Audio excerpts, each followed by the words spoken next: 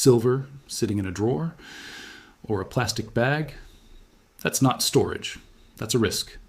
Because the wrong method doesn't just look careless, it can cost you real value, tarnish, damage, even exposure. Today we break down exactly how serious stackers protect their silver, and the one method most beginners overlook completely. Welcome back to Currency Arc Insight, the channel built for investors who take wealth preservation seriously. If you're stacking silver as part of your long-term strategy, this video matters, because how you store it can be just as important as why you bought it in the first place. For most new investors, silver storage is treated as an afterthought. The purchase feels like the finish line. The order is placed, the metal arrives, and the transaction is complete. But for those who take wealth preservation seriously, the moment of purchase is only the beginning. What happens next determines whether that silver retains its full value, its physical integrity, and its usefulness as a long-term store of wealth. Storage, at its core, rests on two pillars: organization and protection. These are not interchangeable concepts, and understanding the distinction is the first step toward building a storage strategy that actually works. Organization refers to the ability to locate, inventory, and manage a growing collection of silver. As holdings increase, whether through consistent monthly purchases or larger strategic buys, an unorganized stack becomes a liability in its own right. Investors who cannot quickly account for what they own, in what form, and in what quantity are exposed to a quieter kind of risk, the risk of mismanagement. A disorganized collection is harder to insure, harder to value accurately, and harder to liquidate efficiently when the time comes. Protection is the second pillar, and it addresses a different category of risk entirely. Silver, unlike some other physical assets, is vulnerable to environmental damage, physical mishandling, and long-term degradation if stored improperly. Protection is about preserving the physical and, in some cases, numismatic integrity of each piece over years or even decades of holding. These two pillars work together, but they are not always in alignment. A storage method optimized purely for organization may sacrifice some protection, and a method optimized for maximum protection often comes at the cost of space and accessibility. Every serious stacker eventually has to weigh this trade-off, and the right answer depends heavily on what type of silver is being stored. This brings us to a critical distinction that shapes every storage decision that follows. Not all silver is the same, and not all silver should be stored the same way. The most basic category is standard bullion.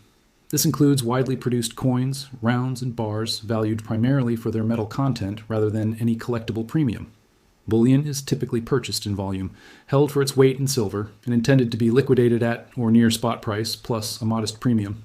Because its value is tied almost entirely to metal content rather than condition or rarity, bullion generally requires a baseline level of protection, enough to prevent tarnish, damage, or contamination, but not the museum-grade handling reserved for rarer pieces.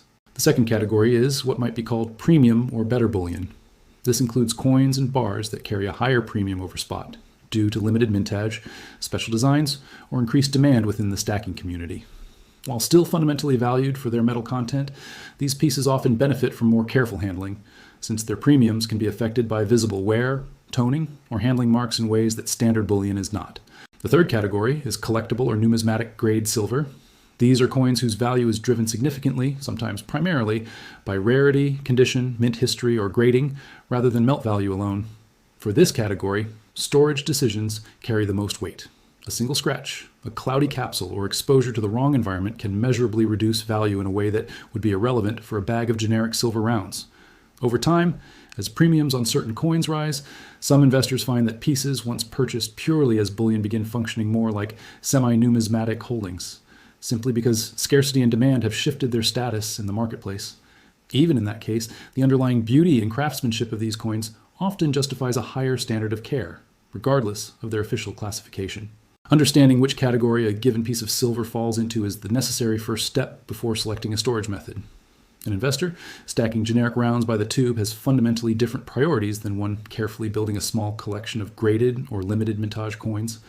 Applying the wrong storage approach, either underprotecting valuable pieces or over-engineering the storage of basic bullion, wastes both money and effort. This is also where volume becomes a factor. Someone holding a handful of coins faces a very different set of decisions than someone managing hundreds of ounces accumulated over years. As collections grow, the trade-offs between protection, space, and accessibility become more pronounced, and the storage method that worked at the beginning may no longer be practical. With this framework in place, organization and protection as the two guiding principles, and bullion, premium bullion, and numismatic coins as the three categories that determine how those principles should be applied, the next section turns to the physical methods investors actually use to protect their silver.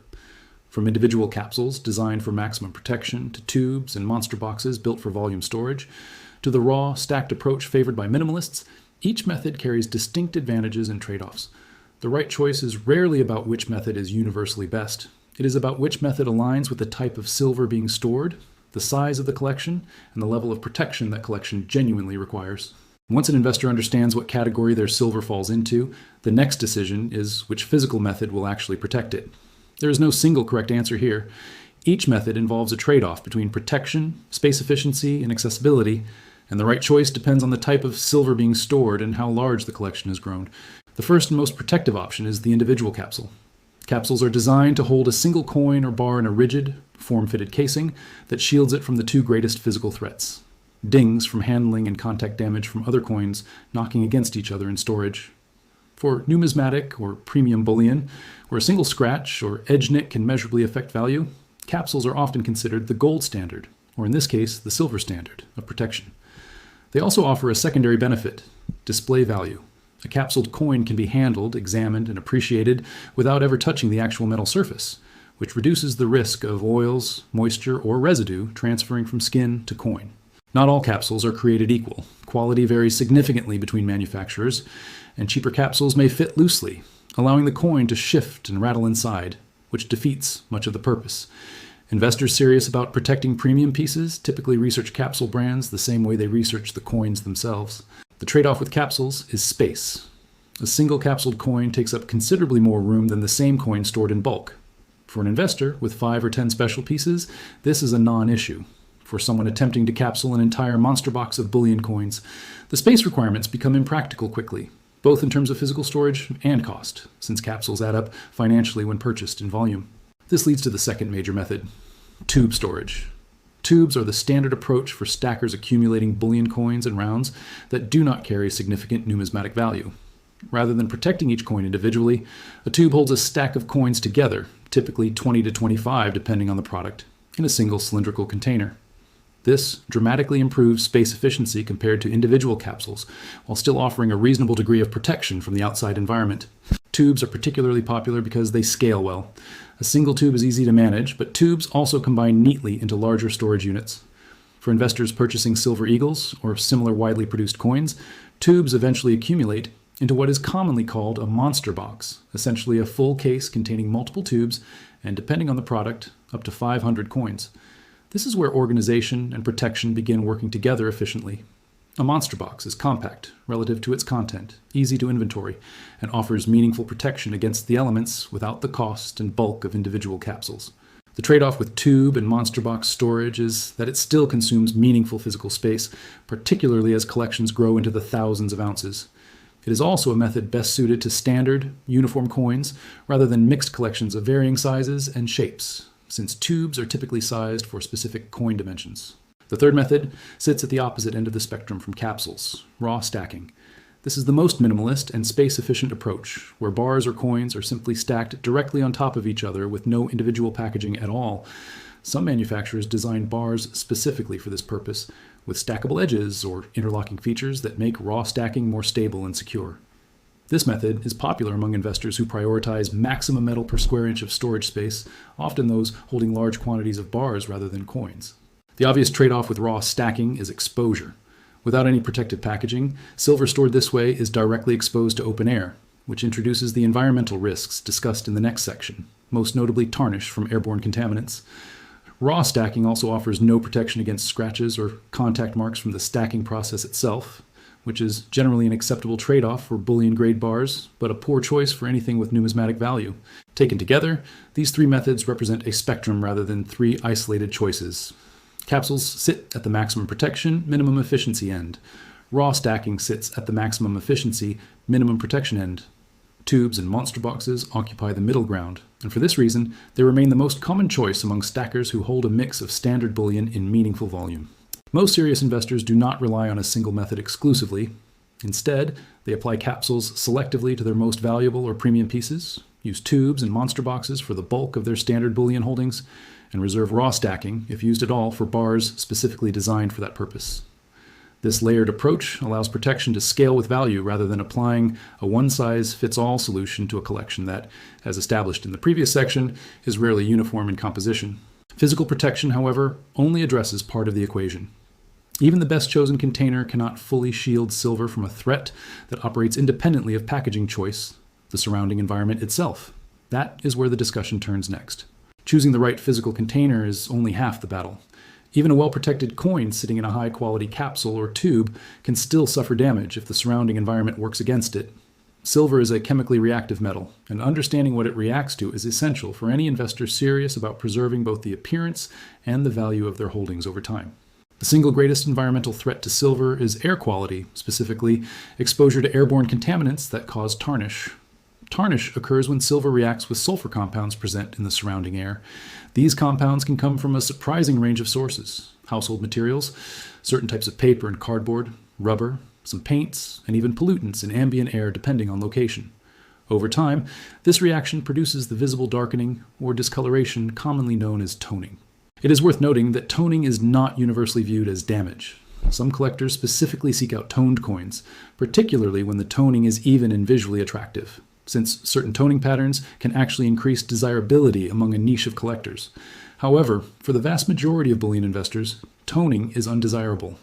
It does not reduce the melt value of the silver itself, since the metal content remains unchanged, but it can affect resale appeal, and for premium or numismatic pieces, may reduce the price a buyer is willing to pay.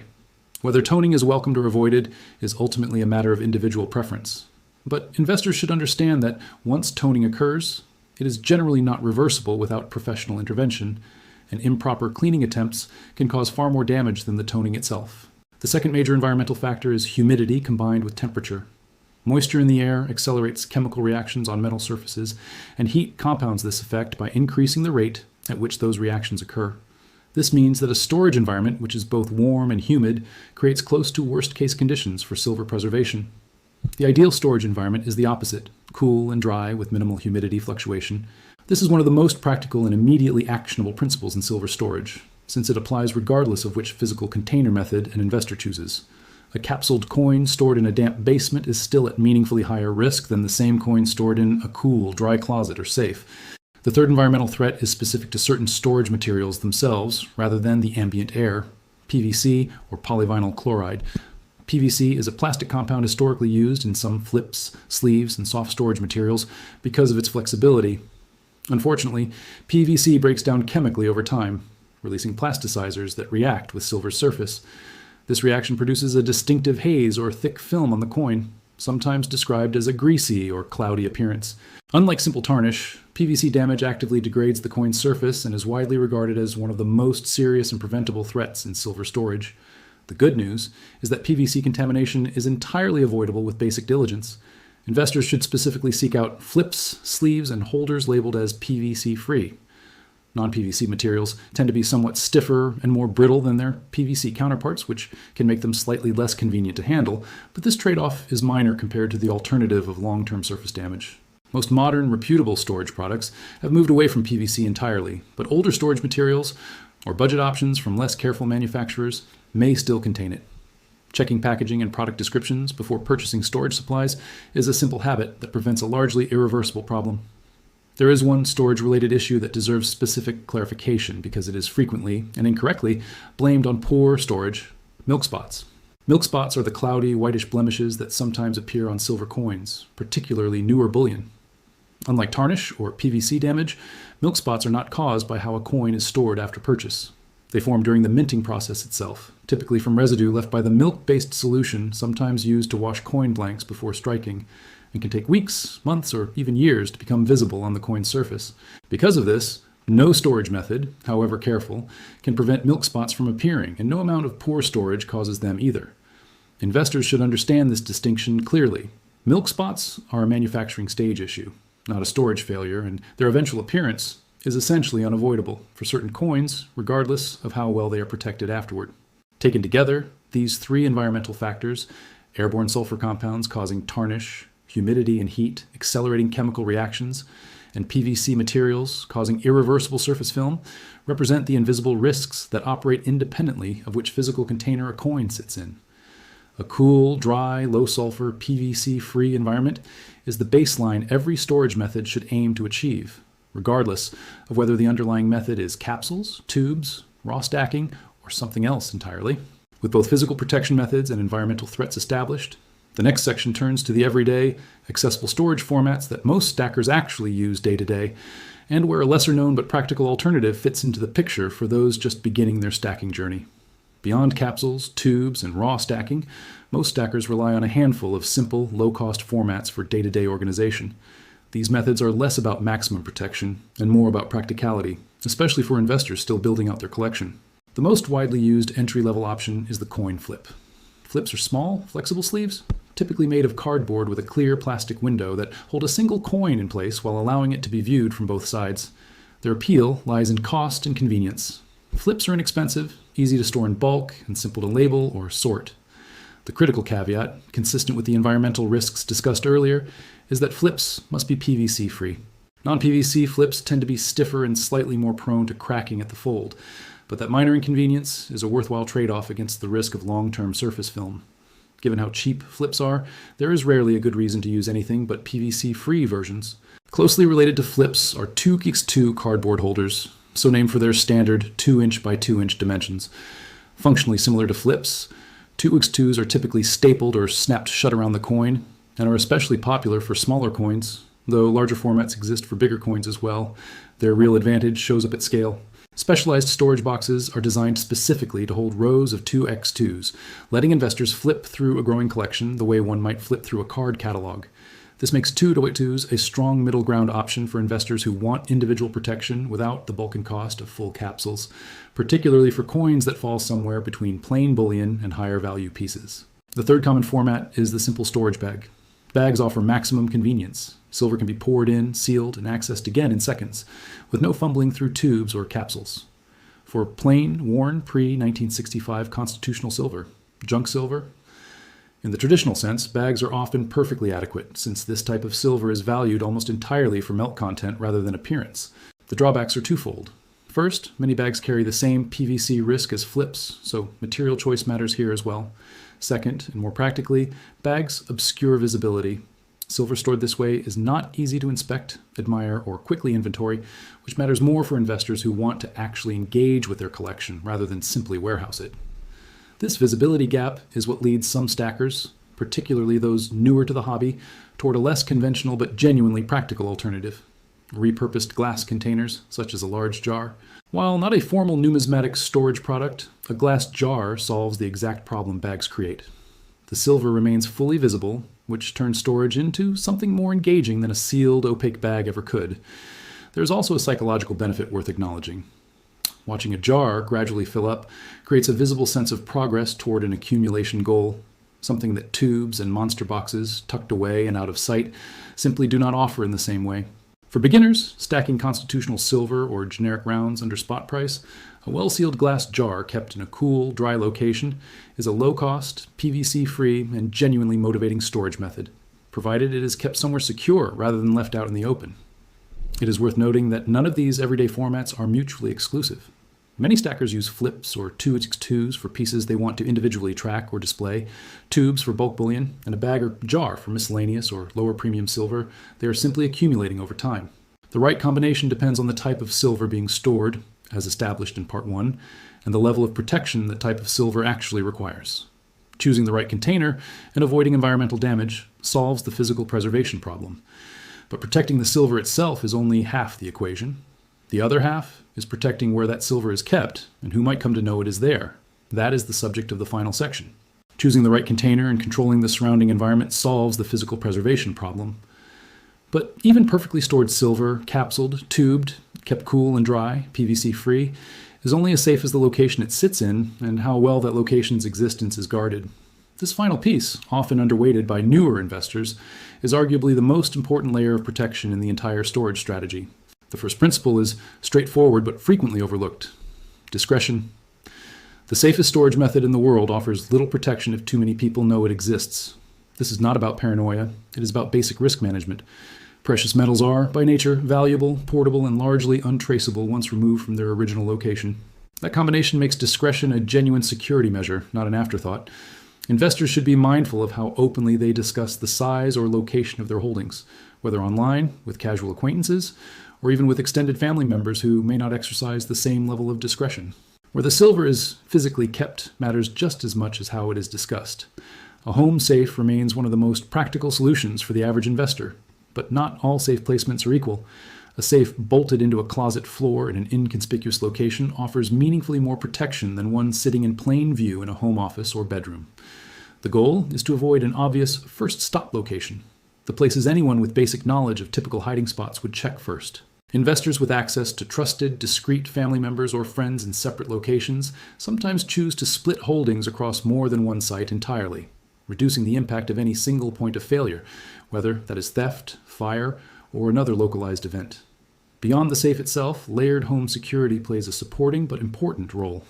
Alarm systems, video surveillance covering entry points, and basic deterrents like adequate exterior lighting all reduce the likelihood that a home becomes a target in the first place, and increase the chances of a fast response if it does. These measures work best as a system rather than a single safeguard. A safe without a monitored alarm relies entirely on the safe holding up under a determined attempt. An alarm without a well-placed safe simply signals that something valuable is worth searching for once inside. Home defense preparedness is a natural extension of the same risk management mindset, and it is a deeply personal decision that varies by household, comfort level, and local laws. For those who choose to keep firearms in the home as part of a broader security plan, proper training, secure storage of the firearm itself, and a clear understanding of local regulations are essential prerequisites, not optional details. The underlying principle across all of these measures is the same one that applies to the silver itself. Preparation now prevents loss later.